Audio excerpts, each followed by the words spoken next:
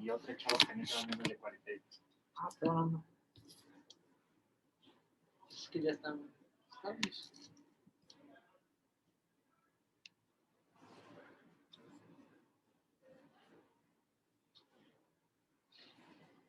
Hola, ¿cómo están? Buenas tardes. Hola, buenas tardes. Buenas tardes. Buenas tardes. Hola, buenas tardes.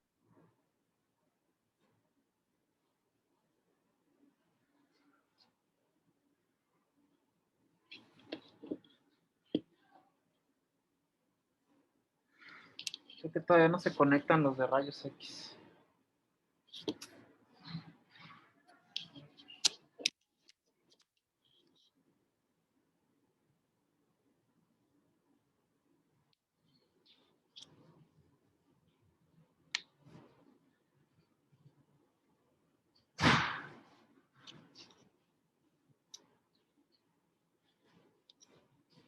Y ovalada. En cuanto a la fisiopatología, vamos a ver que tiene una similitud en la secuencia con el coronavirus, con el murciélago y el pangolín, que que funcionan como un huésped intermediario. El murciélago y el pangolín, como son estos, es animales que se consumen o que se consumían en lo que era el mercado de Wuhan. Las rutas de transmisión, las primeras que se demostraron fueron por gotas y por contacto, y después se demostró que hay cierta transmisión oral fecal. El virus SARS-CoV-2 va a entrar por el epitelio del tracto respiratorio y después va a ingresar al tracto respiratorio inferior. El ciclo en las células huésped comienza cuando la proteína S, que como vimos en la primera imagen esquemática del virus, se va a unir a lo que son los receptores ECA. Después de la unión al receptor va a haber un cambio de la conformación de la proteína, y esto va a facilitar la fusión de la envoltura viral con la membrana celular a través de vías endosómicas. Después el virus libera ARN de la célula y el genoma se traduce como poliproteínas de replicasa viral por PP1A y 1AB, y estos a su vez luego se van a dividir en pequeños productos mediante proteinasas virales. La polimerasa produce una serie de ARN mensajero subgenómico por transmisión discontinua, y finalmente se traduce el genoma, se ensambla posteriormente en el retículo endoplasmático y en el aparato de Golgi, y luego se transporta a través de vesículas, y ya es cuando se libera de la célula.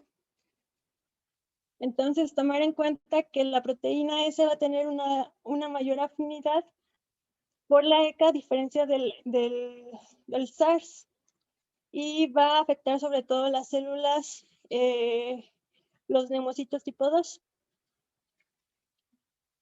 Vamos a tener una respuesta inmune innata, que es la primera línea de defensa contra la invasión del virus. La infección viral de mamíferos activa los receptores de reconocimiento de patrones intracelulares que detectan patrones moleculares asociados a patógenos. El reconocimiento de patrones moleculares asociados a patógenos, como la respuesta inmunitaria citolítica posterior, y principalmente por lo que es el interferón tipo 1. Entonces, esto va a ser nuestra primera respuesta de defensa.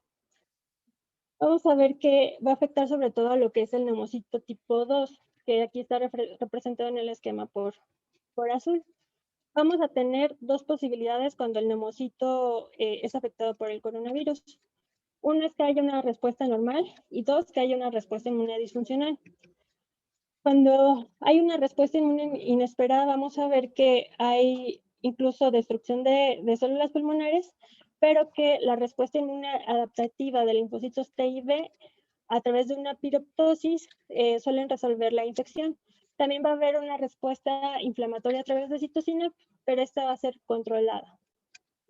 ¿Qué pasa cuando la respuesta inmune es disfuncional? Vamos a tener lo que hemos escuchado de la tormenta de citocinas.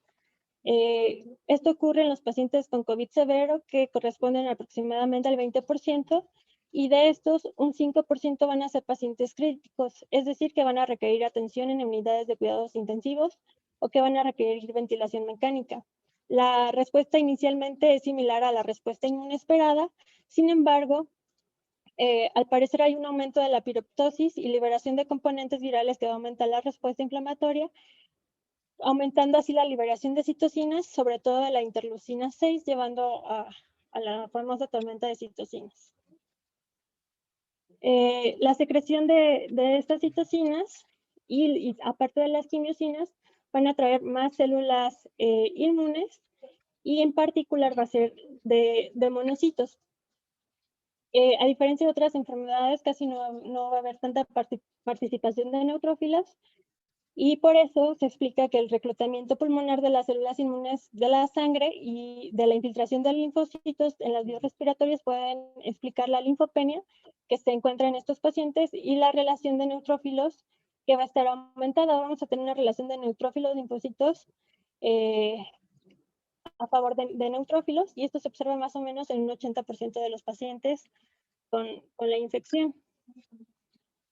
La infiltración de células inflamatorias sin restricción pueden mediar el daño en el pulmón a través de la secreción de proteasas y especies reactivas de oxígeno, además del daño directo resultante de virus. Entonces vamos a tener un daño epitelial que se va a reflejar en un edema alveolar y en un daño endotelial que se va a ver como edema intersticial. Lo que nos va a provocar el edema alveolar es la famosa opacidad en vidrio esmerilado y el edema intersticial nos va a provocar lo que son los engrosamientos intersticiales. Esto también va a generar lo que son la formación de membranas hialinas y va a condicionar el síndrome de dificultad respiratoria del adulto, caracterizado por laterales y edema pulmonar. Entonces, esto igual de tormenta de citocinas, que es característico del COVID severo. Y como hallazgos, en laboratorios podemos tener trombocitopenia, hiperferritinemia y elevación de los marcadores inflamatorios. Los niveles de citocinas en el plasma en pacientes con COVID-19, vamos a tener que hay elevación de las citocinas y sobre todo de la interleucina 6, como ya habíamos mencionado.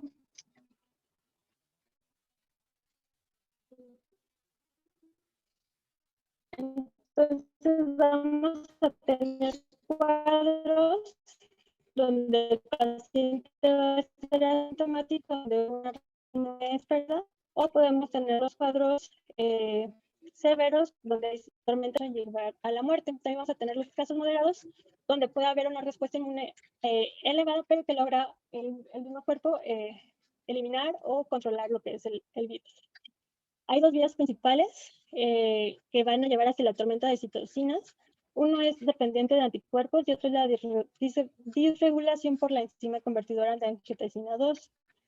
Los dos, bueno, el de anticuerpos va a aumentar la replicación viral y esto va a llevar a la sepsis y a la respuesta inflamatoria sistémica con daño multiorgánico. Y el otro va a llevar hacia la disfunción respiratoria, aumentando la permeabilidad y aumentando lo que es el edema pulmonar. El diagnóstico, se han desarrollado varias pruebas. Las usadas es la PCR y después se empezó a usar lo que es la tomografía de tórax. Hay que tener en cuenta de que se va a comportar de diferente manera la enfermedad dependiendo de los días que lleve ya con los síntomas.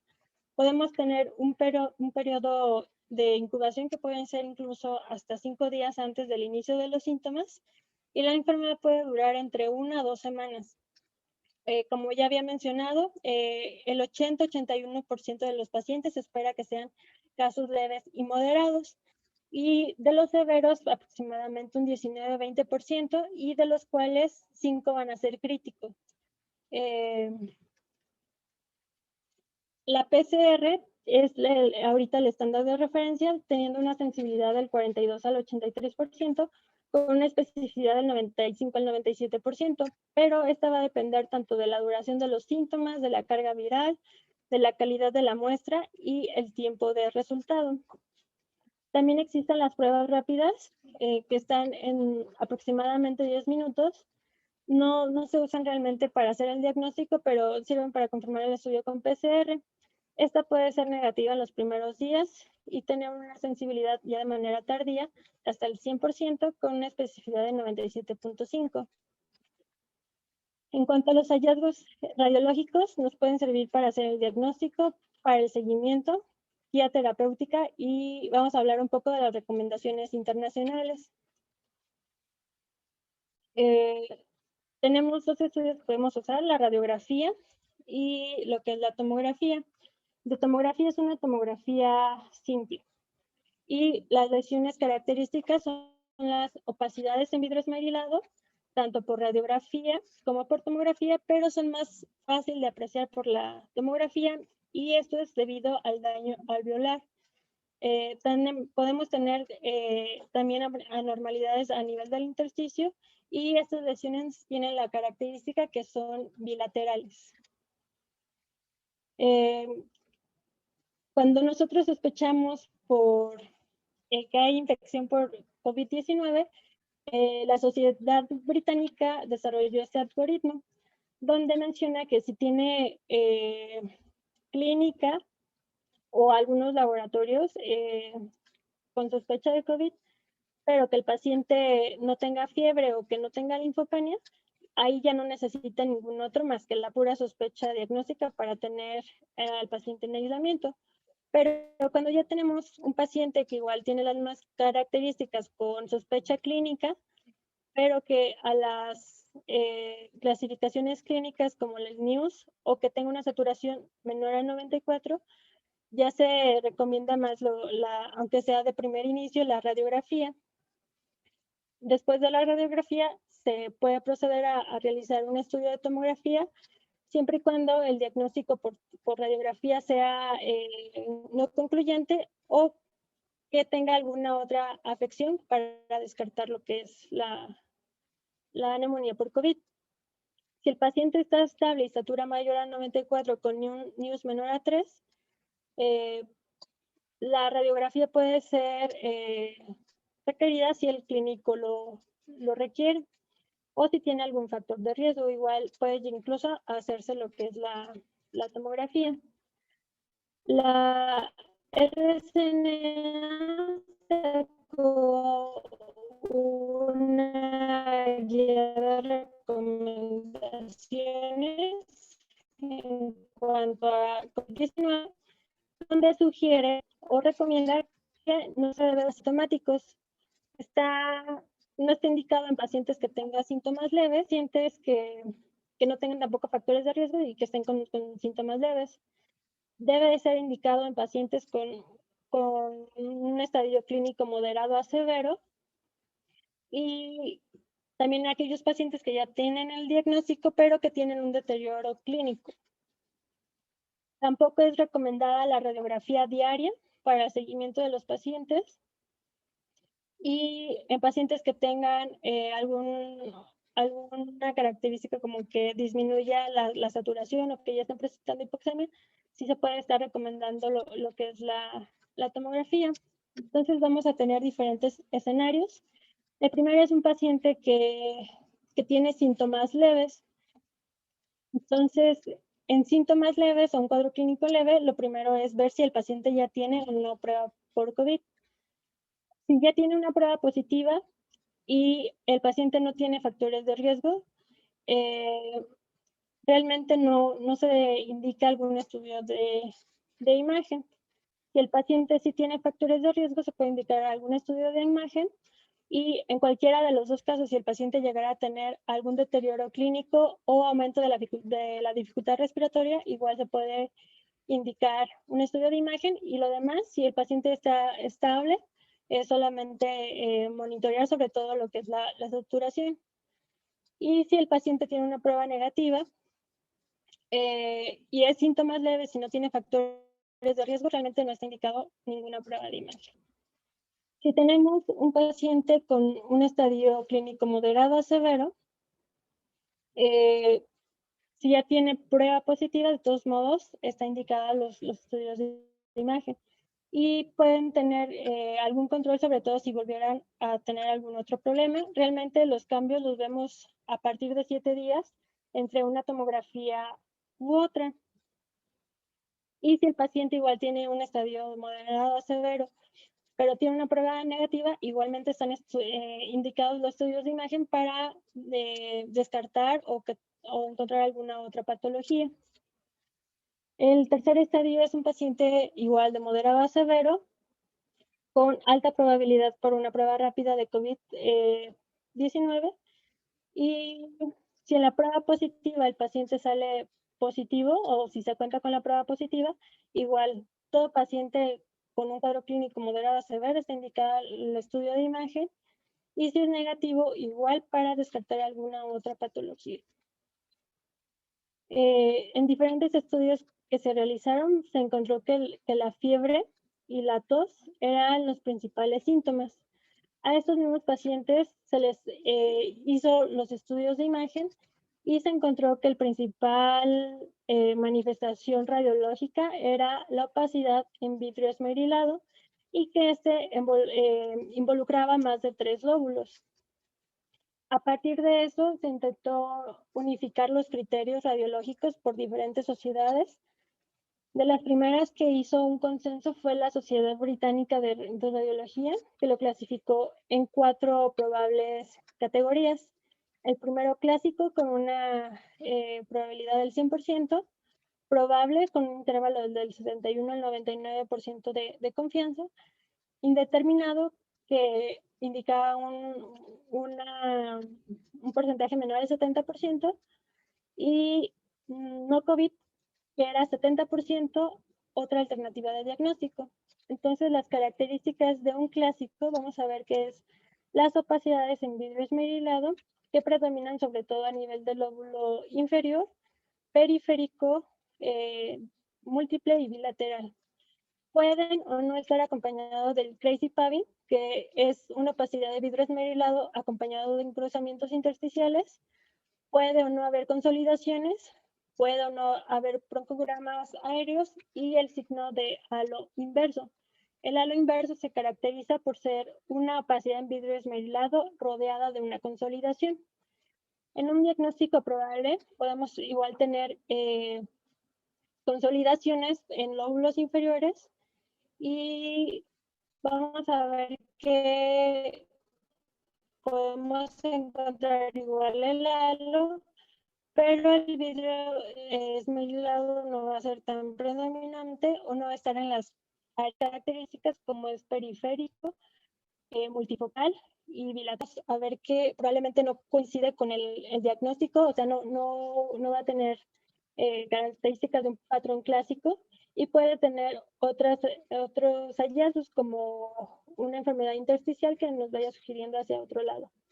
Y no COVID puede ser una tomografía normal o que tenga datos también hacia otra patología, como una neumonía lobar, que haya cavitaciones, que haya opacidades en árbol en gemación, que haya derrame pleural o que haya ya una fibrosis pulmonar establecida. Después de la británica surgió la clasificación de la RSNA, que es la que usamos en el hospital. Igual lo dividió en 4, el patrón con apariencia típica, el indeterminado, el atípico y el negativo. Vamos a ver que hay cierta similitud con la clasificación británica. En el típico igual vamos a encontrar las opacidades en vidrio esmerilado. Es muy importante que estas sean bilaterales, periféricas, igual pueden tener o no engrosamientos intersticiales. Puede ser multifocal, y igual tener dentro de los signos el halo reverso. Este es muy alta sospecha, muy alta la probabilidad de que sea COVID. Un patrón indeterminado, vamos a ver que la opacidad en vidrio esmerilado se puede comportar de una manera un poco no habitual. Puede ser incluso multifocal difuso, o aquí ya la distribución puede ser más perilear o unilateral, y puede o no haber zonas de consolidaciones. Hay pacientes que cuando van empezando tienen muy pequeñas, bueno, áreas muy pequeñas de vidrio esmerilado y que no suelen comportarse de zona, bueno, de morfología redondeada, y la distribución pues no es la habitual. Entonces, cuando encontremos estos cambios en la opacidad en vidrio esmerilado, se clasifica como un indeterminado.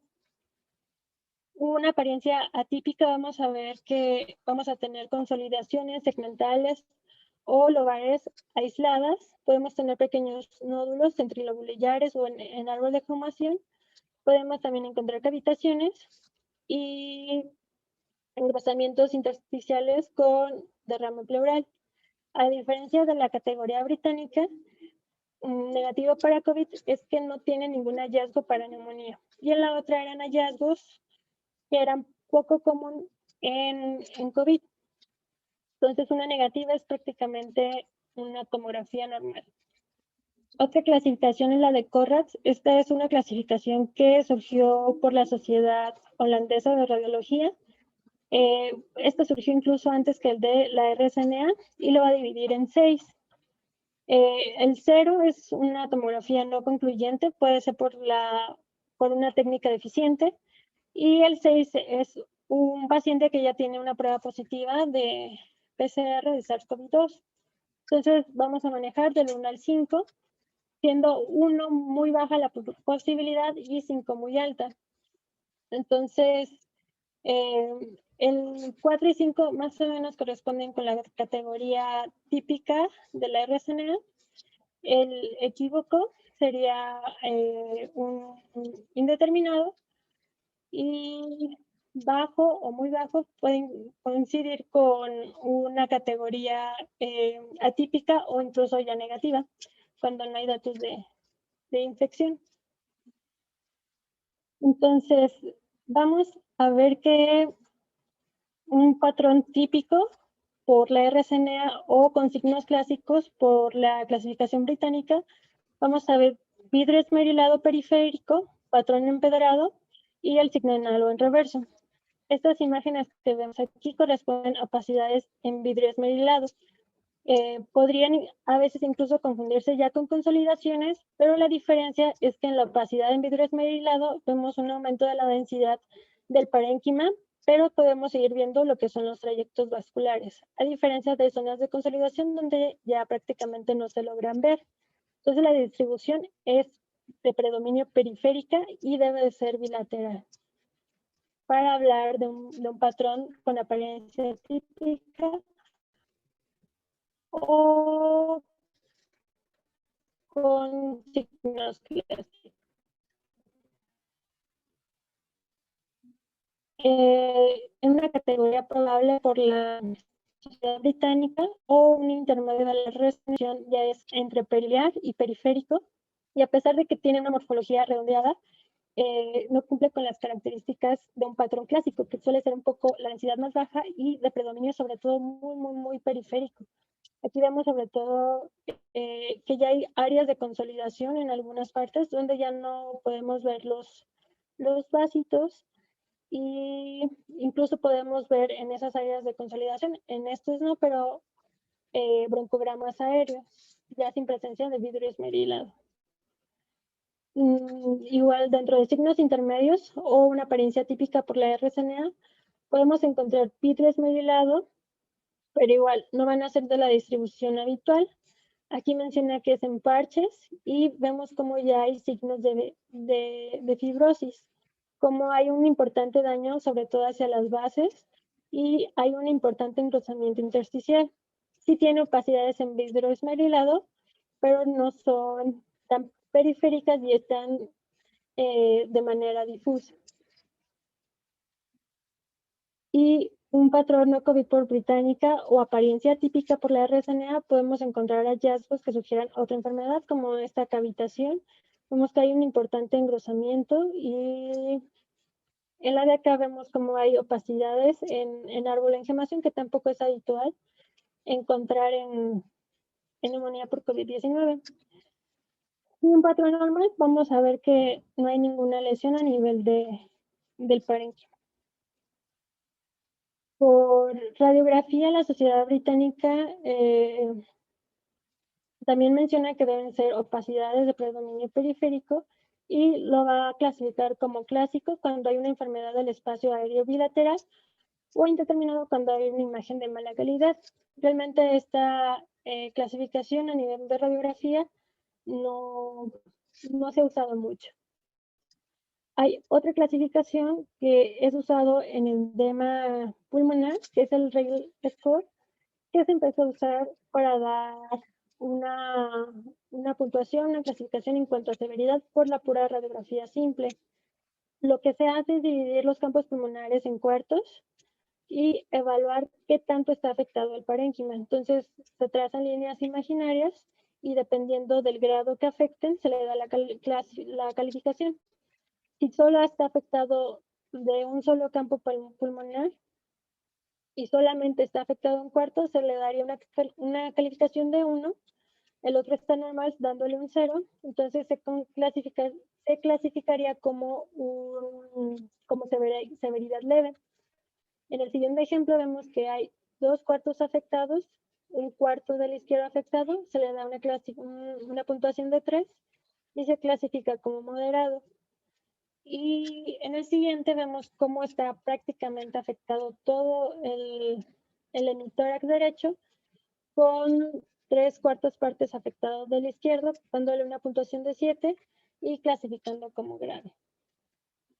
Pues aquí tenemos otros ejemplos de radiografías en proyección antero-posterior, donde vemos que en el pulmón derecho se le daría aquí, en esta área, un punto. Una característica importante es que también pueden ser no tienen que ser consecutivos.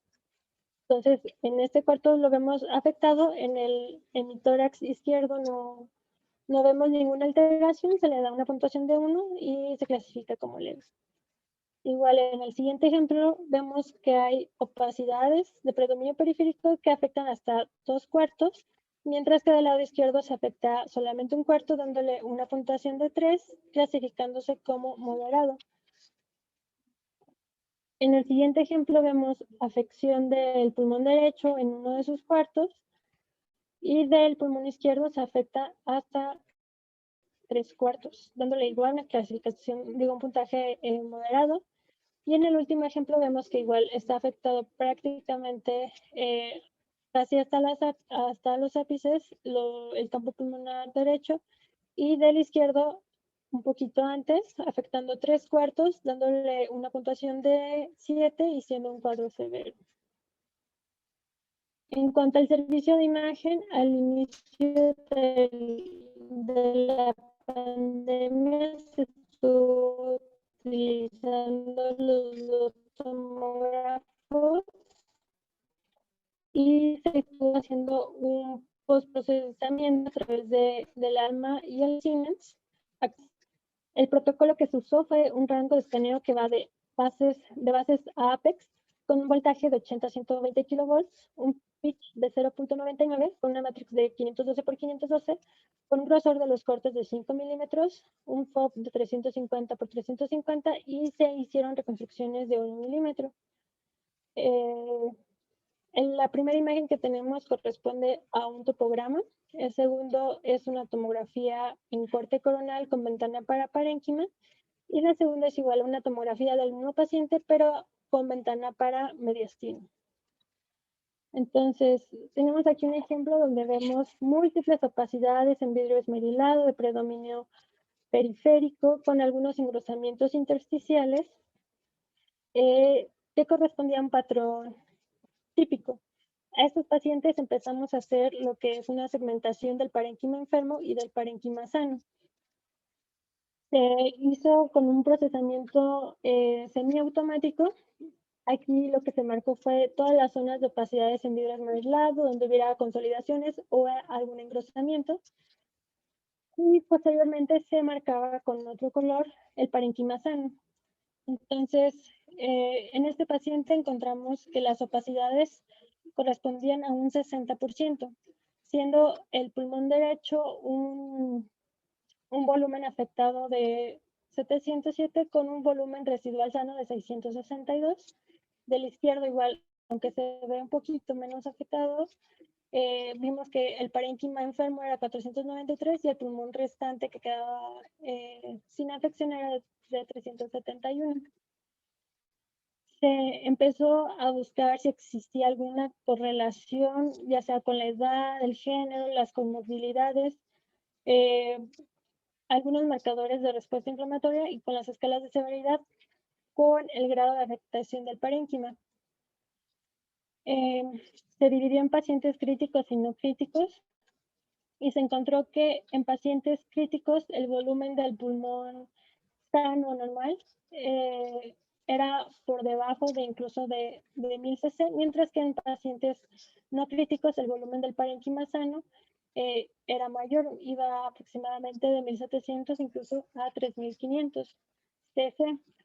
Y en cuanto al parénquima pulmonar afectado, se dividió tanto por porcentajes como por centímetros cúbicos y vimos que los pacientes críticos, pues evidentemente la extensión del daño del parénquima pulmonar era mayor, siendo aproximadamente de un 40-60%. Se hicieron varias segmentaciones y se encontró que el volumen en pacientes con una enfermedad crítica era del parénquima afectado de 918, que correspondía aproximadamente a un 50%, mientras que en pacientes no críticos el parénquima afectado o con opacidades era de 294, siendo un porcentaje del 12%.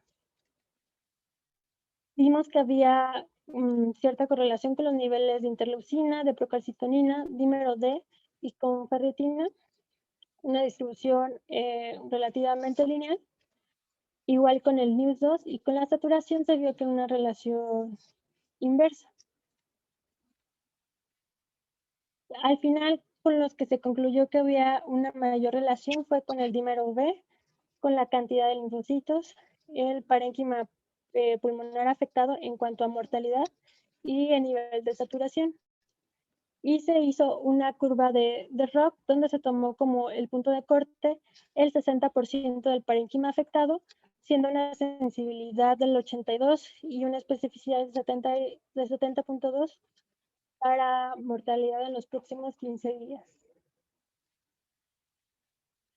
Igual, trabajando en este mismo de segmentación pulmonar, estuvimos trabajando y vimos, como ya había mencionado, que el volumen residual era muy importante tanto de el paciente sano como el enfermo de manera crítica.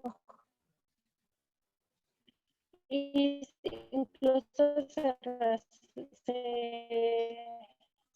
relacionó con la mortalidad.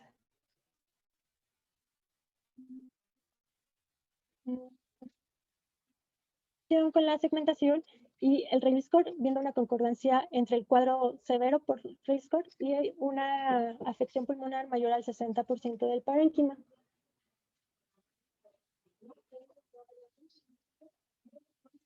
Y sería todo de mi parte. No sé si tengan alguna duda o pregunta.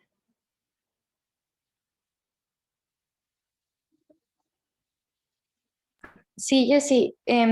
De lo que decía de las guías que no se recomienda tomar radiografías diariamente, ¿es solamente en los pacientes que se han mantenido estables y aunque estén intubados? Eso no me quedó como muy claro. O cuál es el criterio para estar tomando controles radiográficos en los pacientes. Realmente las recomendaciones internacionales es que si el paciente se mantiene estable, no requiere ningún estudio de imagen. Si el paciente llegara a tener algún deterioro clínico, ahí sí se sugiere, pero de manera rutinaria para ver si el paciente ha mejorado, lo mejor son los parámetros clínicos y los marcadores de respuesta inflamatoria. Gracias. Hola, doctora. Hola. Doctor Montiel. Oye, muchas gracias por tu presentación. Una pregunta. Ustedes nos hicieron favor, nos ayudaron por ahí de mediados de año, del año pasado, hacer tomografías de seguimiento a pacientes que habían sido egresados y sobre todo algunos que habían estado muy graves que los estuvimos viendo en clínica COVID. Ujú. ¿Ustedes han visto o tienen un tiempo promedio o cuánto tiempo tarda más o menos en venir la resolución tomográfica o por imagen de los pacientes que sufrieron un daño severo como el que tenemos ahorita en imagen? Realmente el tiempo es variable, se ha documentado incluso que hasta 6 meses pueden persistir con opacidades en vidrio esmerilado y a veces lo que queda ya es por el mismo daño alveolar severo que tuvieron, quedan un daño permanente o residual. Realmente todavía no hay muchas publicaciones al respecto sobre pacientes ya al seguimiento, pero en lo que hemos visto hay pacientes que han durado 3 y hasta 6 meses con lesiones residuales. Aquí lo importante es el contexto clínico del paciente. Incluso hay pacientes que luego vienen a internamiento y se les hace su protocolo de screening y tienen un patrón típico, pero se reporta como negativo porque se correlaciona con la enfermedad, o sea, con los antecedentes y se deja como en probable resolución o en proceso de resolución. Sí, tienes No razón. sé si respondí su pregunta. Sí, sí, sí. De hecho, lo que contaste al final es muy cierto, ¿no? Que sí es importante siempre tener en cuenta esto de que la resolución es muy lenta, porque no falla, ¿no? Bueno, los pacientes que son cautivos aquí en el hospital, que regresen algunas semanas después de haber estado hospitalizados por algún otro problema y se vuelvan a catalogar por COVID, ¿no? Ya nos ha pasado varias veces. Entonces, tiene mucha razón en eso y siempre con tener en cuenta eso, ¿no? Que la resolución radiográfica es mucho más lenta que la clínica. ¿Alguien más tiene alguna duda? Había una en el chat, ¿no? Sí, creo que, sí hay una. Dice Pablo que de evaluación radiológica de una sobreinfección bacteriana en pacientes con COVID, ¿cómo se vería?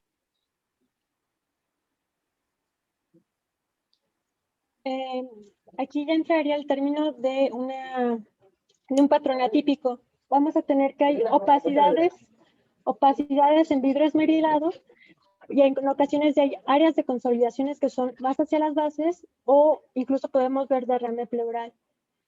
Es como si coexistieran los dos procesos, un proceso aislado sobre todo o bien limitado a algún segmento y aparte encontramos las opacidades en vidrio esmerilado. Creo que no tengo aquí ningún ejemplo para ponerles, pero igual se lo comparto a la doctora Julita para que más o menos tengan una idea, porque no es lo mismo hablarlos y que ustedes imaginen unas lesiones tomográficas a ver otro hallazgo atípico, pero tenemos las opacidades en vidrio esmerilado con las características que ya mencioné, bilateral, periférico, pero con algún otro hallazgo, no sé, derrame pleural con su consolidación adyacente.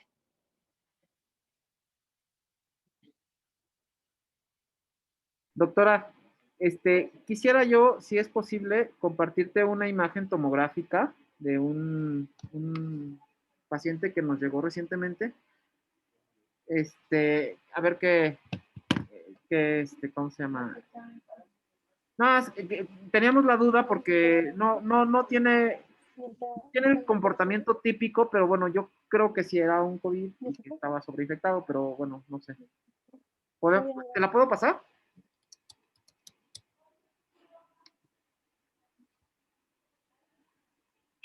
Lo siento, casi no los escucho. Conexión es muy buena.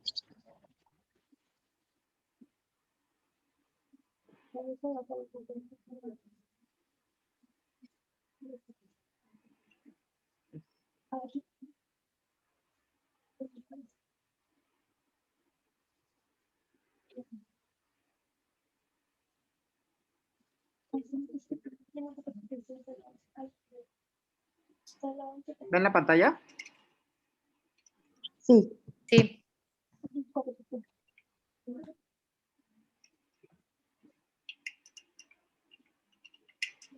Ay, sí, qué bueno que puso ese doc, porque yo también es un dolor de cabeza.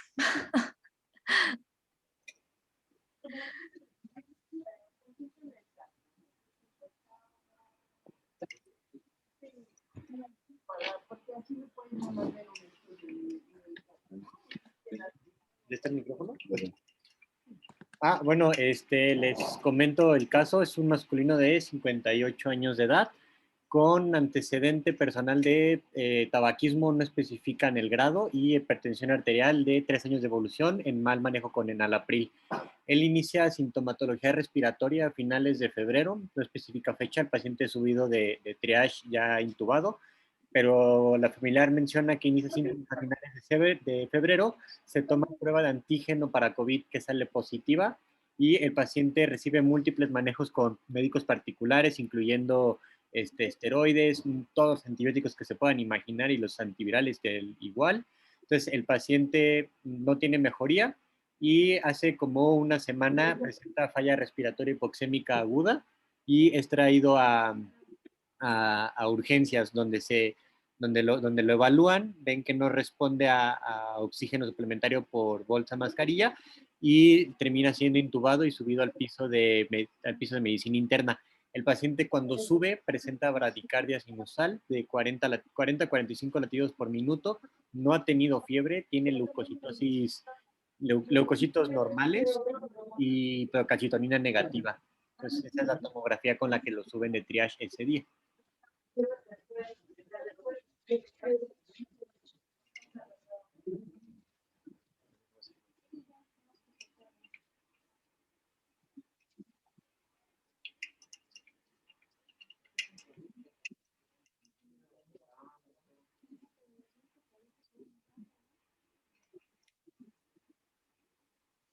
Tiene múltiples áreas de consolidación irregular más capacidades en vidrio esmerilado y son tanto iliares como periféricas. Clínicamente el paciente pues sí tiene un deterioro respiratorio porque está más o menos mayor al 70% afectado el parénquima pulmonar, pero no es tampoco el patrón típico de COVID. No hay tantas opacidades en vidrio esmerilado, o al menos no es lo que predomina en la tomografía, y son más de la localización subpleural, no tanto tan periférica. Hay varias enfermedades virales que pueden simular o que el patrón se parece mucho a lo que es la enfermedad por COVID-19. Otro de ellos podría ser incluso influenza. Hay que tener en cuenta los antecedentes del paciente, como el tabaquismo, y yo sospecharía algo viral.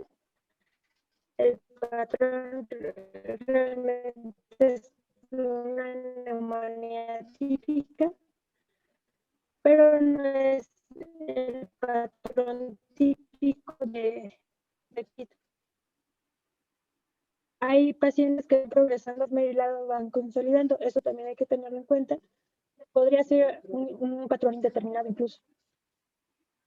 Ok, muchísimas gracias.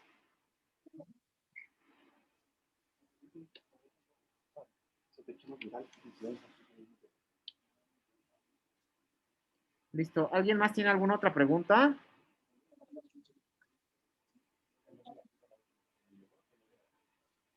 ¿Hay algo en el chat? No. Doctora Daniela, muchísimas gracias por tu tiempo. No sabes cómo valoramos mucho la información que nos acabas de pasar para poder entender mucho mejor las imágenes de los pacientes que nos llegan. Te lo agradezco infinitamente. Sí, un placer trabajar con ustedes y estamos en el servicio de radiología. Lo que tengan, igual cualquier duda pueden acercarse con nosotros. Sí, Yo creo que lo mejor es el trabajo en equipo. gracias, doctora. Gracias. Hasta luego. Listo. Bueno, pues nos vemos el próximo lunes en la clase y les paso antes de que llegue el lunes sus roles de guardia. Gracias, doctor.